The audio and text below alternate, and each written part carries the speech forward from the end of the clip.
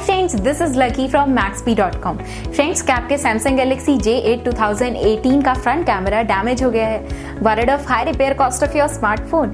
Don't worry, you can now buy high quality replacement front camera for your original Samsung Galaxy J8 2018 at a very affordable price from Maxbhi.com and can fix your phone yourself at home or get it repaired by any professional very easily। जी हाँ दोस्तों, आप हमारी website Maxbhi.com से अपने Samsung Galaxy J8 2018 का नया front camera खरीद के अब बहुत ही कम दामों में अपने फोन को सही कर सकते हैं। This front camera is a 100% genuine quality product which works similar to your original product with a perfect fit for your Samsung Galaxy J8 2018। इस फ्रंट कैमरा को पहले हमारी क्वालिटी टीम द्वारा चेक और इंस्पेक्ट किया जाता है और क्वालिटी एश्योर होने के बाद ये फ्रंट कैमरा आपको भेजा जाता है। साथ ही साथ Samsung Galaxy J8 2018 का front camera Maxbhi trust replacement warranty के साथ आता है, जिससे आप श्योर हो सकते हैं कि प्रोडक्ट खरीदने के बाद आपको कोई भी परेशानी नहीं आएगी। फ्रेंड्स, Maxbhi.com पर ऑर्डर करना बहुत ही इजी और सिंपल है।